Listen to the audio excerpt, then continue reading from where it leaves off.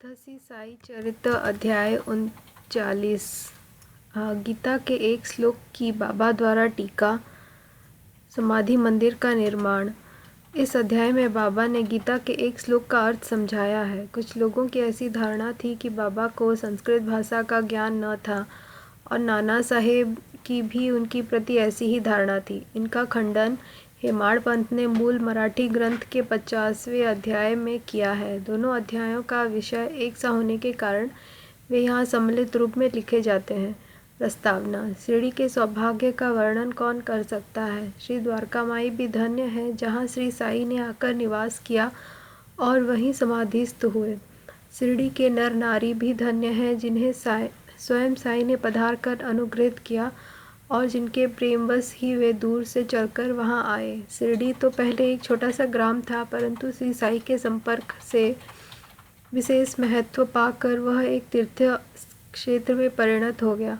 शिरडी की नारियां भी परम भाग्यशालिनी हैं जिनका उन पर असीम और अभिन्न विश्वास के परे है। आठों प्रहर स्नान करते, पीसते, अनाज निकालते, गृह कार्य करते हुए वे उनकी कीर्ति का गुणगान किया करती थी। उनके प्रेम की उपमा ही क्या हो सकती है। वे अत्यंत मधुर गायन करती थी जिससे गायकों और श्रोतागण के मधुर मन को परम शांति मिलती थी। बाबा द्वारा टीका। किसी को स्वप्न में भी ज्ञान न था कि बाबा संस्कृत के भी ज्ञाता है। एक दिन नाना साहेब चांदोरकर को गीता के एक श्लोक का अर्थ समझाकर उन्होंने लोगों को विस्मय में डाल दिया।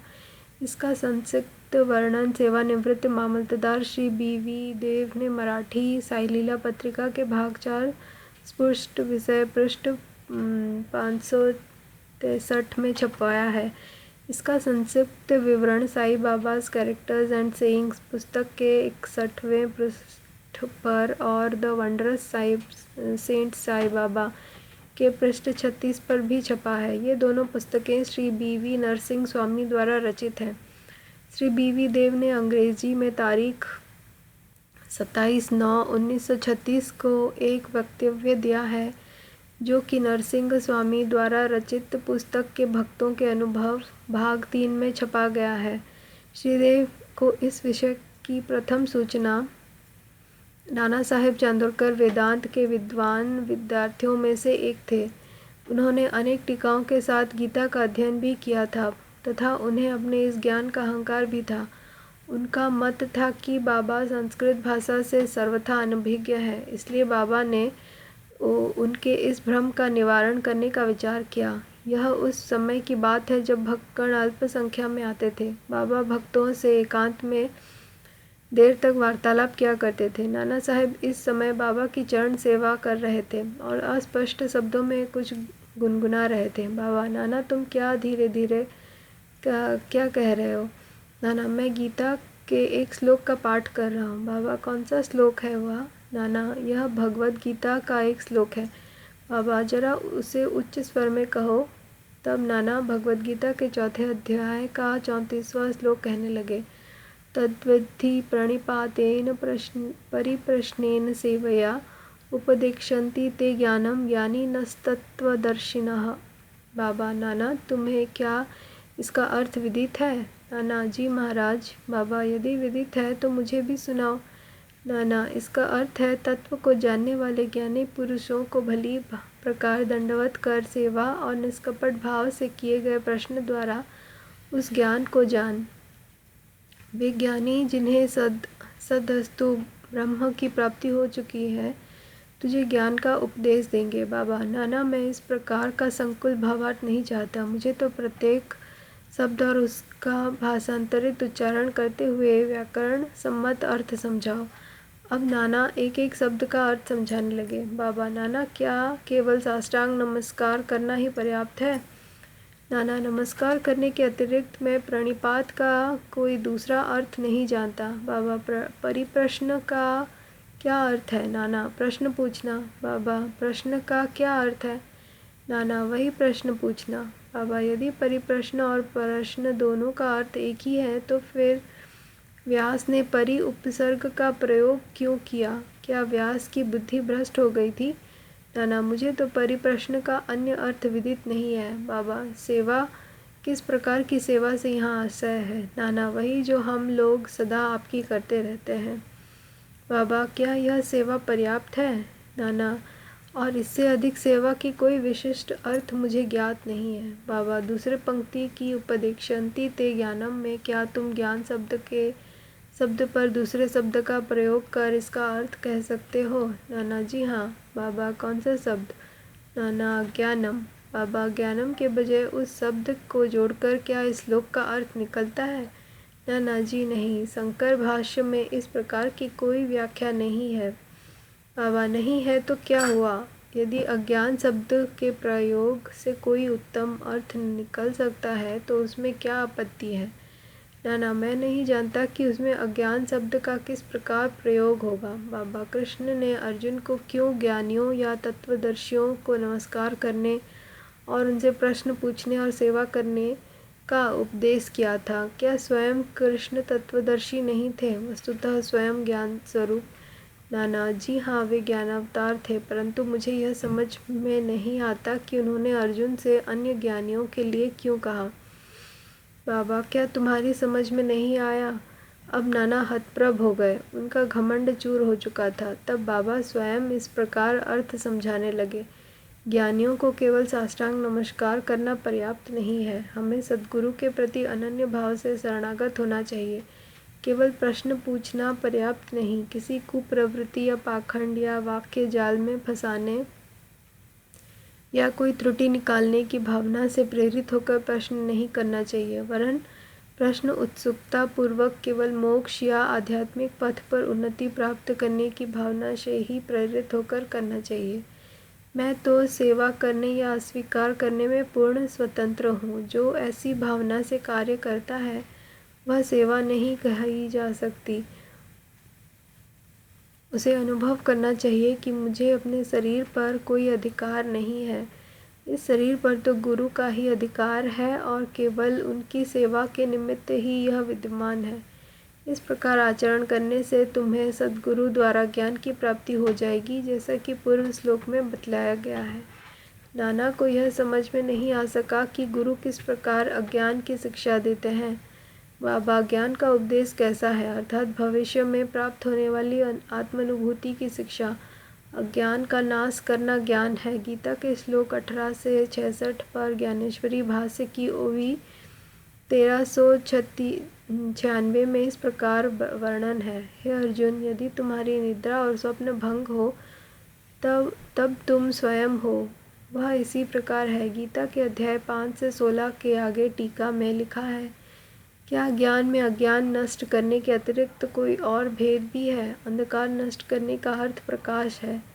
जब हम द्वैत नष्ट करने की चर्चा करते हैं तो हम अद्वैत की बात करते हैं। जब हम अंधकार नष्ट करने की बात करते हैं तो उसका अर्थ है कि प्रकाश की बात करते हैं। यदि हम अद्वैत की स्थिति का अनुभव करना चाहते हैं तो हम द्वैत की भावना नष्ट करनी चाहिए। यही अद्वैत स्थिति प्राप्त होने का लक्षण है।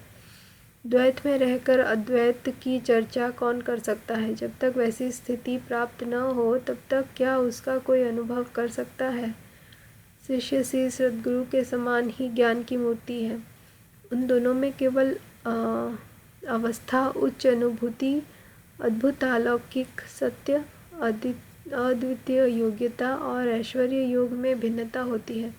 सद्गुरु निर्गुण निराकार सच्चिदानंद है। वस्तुतः वह केवल मनुष्य जाति और विश्व के कल्याण के निमित्त स्वेच्छापूर्वक मानव शरीर धारण करते हैं, परंतु नर देह धारण करने पर भी उनकी सत्ता की अनंतता में कोई बाधा उपस्थित नहीं होती। उनकी आत्मोपलब्धि, लाभ, दैविक शक्ति और ज्ञान एक से ही रहते हैं। शिष्य का भी तो यथार्थ में वही स्वरूप है, परंतु अनगिनत जन्मों के कारण उसे अज्ञान उत्पन्न हो जाता है और उसी के वशीभूत होकर उसे भ्रम हो जाता है तथा अपने शुद्ध चैतन्य स्वरूप की विस्मृति हो जाती है। गीता का अध्याय 5 देखो। अज्ञानेनावृतं ज्ञानं तेन मुह्यन्ति जन्तवः। जैसा कि वहाँ बतलाया गया है, उसे भ्रम हो जाता है कि मैं जीव हूँ, एक प्राणी हूँ, दुर्बल और असहाय हूँ। गुरु इस अज्ञान रूपी जड़ को काट कर फेंक देता है और इसलिए उसे उपदेश करना पड़ता है। ऐसे शिष्य को जो जन्म जन्मांतरों से यह धारणा करता आया है कि मैं तो जीव दुर्बल और असहाय हूँ, गुरु सैकड़ों जन्मों तक ऐसी शिक्षा देते हैं कि तुम ही ईश्वर हो, सर्वशक्तिमान और समर्थ हो। तब कहीं जाकर उसे किंचित मात्र भास होता है कि यथार्थ में मैं ही ईश्वर हूँ। सतत भ्रम में रहने के कारण ही उसे ऐसा भास होता है कि मैं शरीर हूँ, एक जीव हूँ, एक तथा ईश्वर और यह विश्व मुझसे एक भिन्न वस्तु है। यह तो केवल एक भ्रम मात्र है जो अनेक जन्म धारण करने के कारण उत्पन्न हो गया है। कर्मानुसार प्रत्येक प्राणी को सुख दुख का प्राप्ति होती है। इस भ्रम, इस त्रुटि और इस अज्ञान को जड़ को नष्ट करने के लिए हमें स्वयं अपने से प्रश्न करना चाहिए कि यह अज्ञान कैसे पैदा हो गया, वह अज्ञान कहाँ है, और इस त्रुटि का दिग्दर्शन कराने को ही उपदेश कहते हैं। अज्ञान के नीचे लिखे उदाहरण हैं: मैं एक जीव प्राणी हूँ, शरीर ही आत्मा है, मैं शरीर हूँ। ईश्वर, विश्व और जीव भिन्न भिन्न तत्व है, मैं ईश्वर नहीं हूँ। शरीर आत्मा नहीं है, इसका अबोध, इसका ज्ञान न होना कि ईश्वर, विश्व और जीव सब एक ही है। जब तक इन त्रुटियों का उसे दिग्दर्शन नहीं कराया जाता, तब तक शिष्य को यह कभी अनुभव नहीं हो सकता कि ईश्वर, जीव और शरीर क्या है, उनमें क्या अन्योन्याश्रित संबंध है तथा वे परस्पर भिन्न है या अभिन्न है अथवा एक ही है। इस प्रकार की शिक्षा देना और भ्रम को दूर करना ही अज्ञान का ज्ञानोपदेश कहलाता है। प्रश्न यह है कि जीव जो स्वयं ज्ञान मूर्ति है, उसे ज्ञान की क्या आवश्यकता है?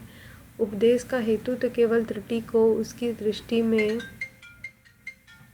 लाकर अज्ञान को नष्ट करना है। बाबा ने आगे कहा, प्रणिपात का अर्थ है शरणागति। शरणागत होना चाहिए तन मन धन से, अर्थात अनन्य भाव से। कृष्ण अन्य ज्ञानियों को की ओर संकेत करते हैं। सद्भक्त के लिए तो प्रत्येक तत्व वासुदेव है। भगवत गीता अंक 7 से 19, अर्थात कोई भी गुरु अपने भक्त के लिए कृष्ण है और गुरु शिष्य को वासुदेव मानता है, और कृष्ण इन दोनों को अपने प्राण और आत्मा। भगवत गीता अंक 7 से 18 पर ज्ञानदेव का टीका।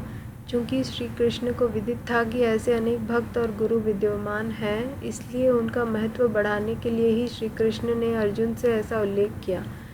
समाधि मंदिर का निर्माण। बाबा जो कुछ करना चाहते थे उसकी चर्चा वे कभी नहीं करते थे। प्रत्युत आसपास ऐसा वातावरण और परिस्थिति निर्माण कर देते थे कि लोगों को उनका मंथर परंतु निश्चित परिणाम देखकर बड़ा अचंभा होता था। समाधि मंदिर इस विषय का उदाहरण है। नागपुर के प्रसिद्ध लक्षाधिपति श्रीमान बापू साहेब बूटी साहूकार शिरडी में रहते थे। एक बार उन्हें विचार आया कि शिरडी में स्वयं का एक वाड़ा होना चाहिए। कुछ समय के पश्चात जब वे दीक्षित वाड़े में निद्रा ले रहे थे तो उन्हें एक स्वप्न हुआ। बाबा ने स्वप्न में आकर उनसे कहा कि तुम अपना एक वाड़ा और एक मंदिर बनवाओ। सामा भी वहीं शयन कर रहा था और उसने भी ठीक वैसा ही स्वप्न देखा। बापू साहेब जब उठे तो उन्होंने श्यामा को रुदन करते देखकर उससे रोने का कारण पूछा। तब श्यामा कहने लगे, अभी अभी मुझे एक स्वप्न आया था कि बाबा मेरे बिल्कुल समीप आए और स्पष्ट शब्दों में कहने लगे कि मंदिर के साथ वाड़ा बनवाओ, मैं समस्त भक्तों की इच्छाएं पूर्ण करूंगा। बाबा के मधुर और प्रेमपूर्ण शब्द सुनकर मेरा प्रेम उमड़ पड़ा तथा गला रूंध गया और मेरी आंखों से अश्रुओं की धारा बहने लगी। इसलिए मैं ज़ोर से रोने लगा। बापू साहेब बूटी को आश्चर्य हुआ कि उन दोनों के स्वप्न एक से ही हैं। धनाढ़ तो वे थे ही। उन्होंने वाड़ा निर्माण करने का निश्चय कर लिया और सामा के साथ बैठकर एक नक्शा खींचा। काका साहेब दीक्षित ने भी उसे स्वीकृत किया और जब नक्शा बाबा के समक्ष प्रस्तुत किया गया तो उन्होंने भी तुरंत स्वीकृति दे दी। तब निर्माण कार्य प्रारंभ कर दिया गया और सामा की देखरेख में नीचे मंजिल, तहखाना और कुआं बनकर तैयार हो गया। बाबा भी लेंडी को आते जाते समय परामर्श दे दिया करते थे। आगे यह कार्य बापू साहेब जोग को सौंप दिया गया। जब कार्य इसी तरह चल ही रहा था, उसी समय बापू साहेब जोग को एक विचार आया कि कुछ खुला स्थान भी अवश्य होना चाहिए। बीचों बीच मुरलीधर की मूर्ति की भी स्थापना की जाए। उन्होंने अपना विचार सामा को प्रकट किया तो बाबा से अनुमति प्राप्त करने को कहा। जब बाबा बाड़े के पास जा रहे थे तभी सामा ने बाबा से प्रश्न कर दिया।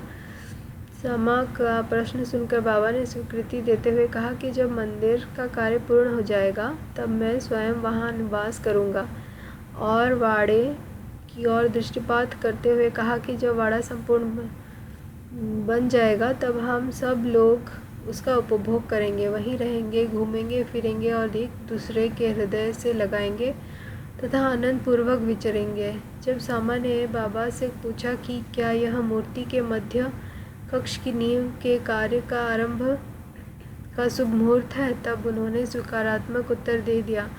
तभी सामा ने एक नारियल लाकर फोड़ा और कार्य प्रारंभ कर दिया। ठीक समय में सब कुछ पूर्ण हो गया और मुरलीधर की एक सुंदर मूर्ति बनवाने का प्रबंध किया गया। अभी उसका निर्माण कार्य प्रारंभ भी न हो पाया था कि एक नवीन घटना घटित हो गई। बाबा की स्थिति चिंताजनक हो गई और ऐसा दिखने लगा कि वे अब देह त्याग देंगे। बापू साहब बहुत उदास और निराश से हो गए। उन्होंने सोचा कि यदि बाबा चले गए तो वाड़ा उनके पवित्र चरण स्पर्श से वंचित रह जाएगा और मेरा सब लगभग 1 लाख रुपया व्यर्थ ही हो जाएगा। परंतु अंतिम समय बाबा के श्रीमुख से निकले हुए वचनों ने मुझे वाड़े में ही रखना केवल बुट्टी साहेब को ही सांत्वना नहीं पहुंचाई वरन अन्य लोगों को भी शांति मिली। कुछ समय के पश्चात बाबा का पवित्र शरीर मुरलीधर की मूर्ति के स्थान पर रख दिया गया। बाबा स्वयं मुरलीधर बन गए और वाड़ा साईं बाबा का समाधि मंदिर उनकी अगाध लीलाओं की था कोई न पा सका। श्री बापू साहेब बुटी धन्य है जिनके वाड़े में बाबा का दिव्य और पवित्र पार्थिव शरीर अब विश्राम कर रहा है। श्री सद्गुरु सेनातर्पणमस्तु। शुभम भवतु। ओम साई राम।